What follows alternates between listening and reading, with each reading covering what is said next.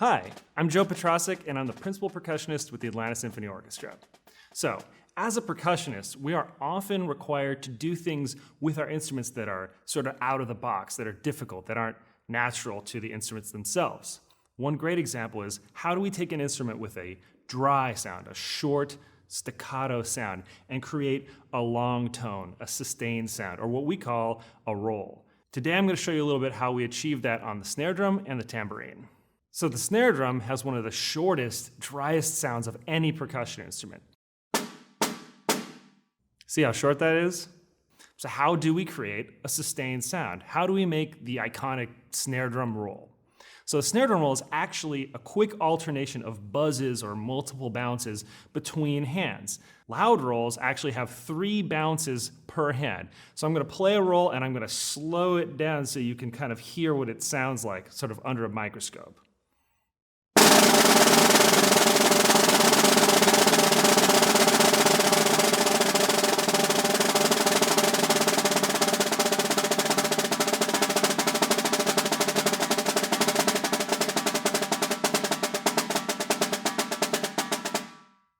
Rimsky-Korsakov makes great use of loud snare drum rolls in his Capriccio Espagnol. So listen out for some of those sustained tones on the snare drum.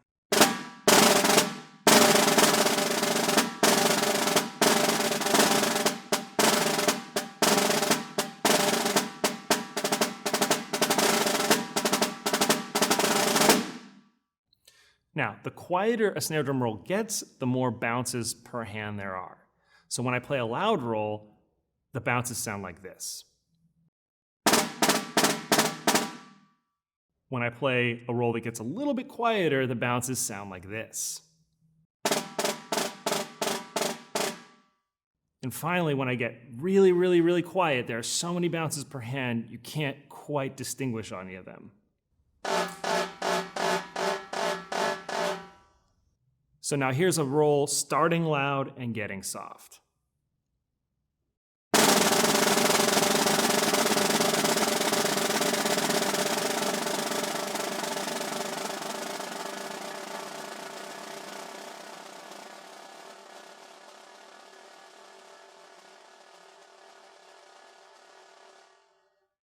So to hear a soft roll in action, check out this excerpt from Rimsky-Korsakov's Scheherazade.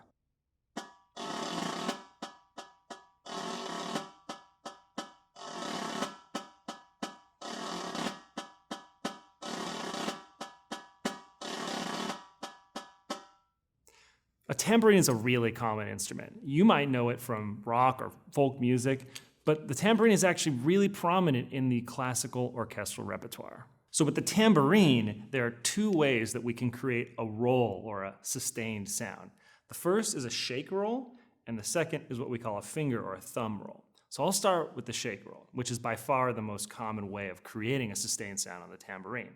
A shake roll is essentially rotating the tambourine back and forth around the forearm axis quickly, and it sounds like this.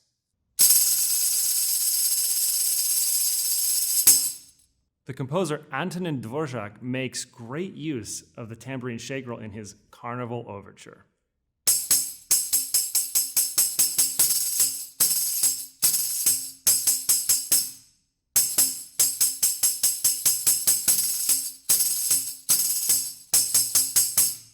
Now the other type of roll is the finger roll, or sometimes thumb roll. This is created by moving your finger across the surface of the tambourine head. The friction creates vibrations, which make the jingles buzz. Now this tambourine has a little bit of beeswax on it to enhance the friction, and it sounds like this.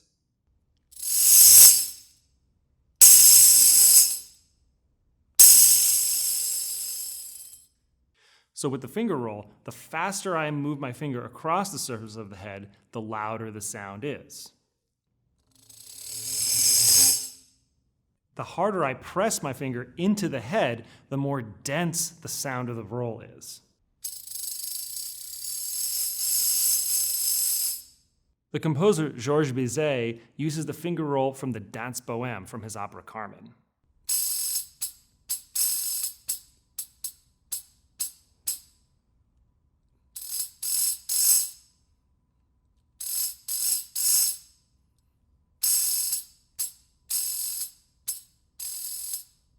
Now, Igor Stravinsky was a very savvy composer for percussion. In his 1947 version of Petrushka, he asked the percussionist to use both shake rolls and finger rolls, and he tells you exactly when and where they're supposed to be.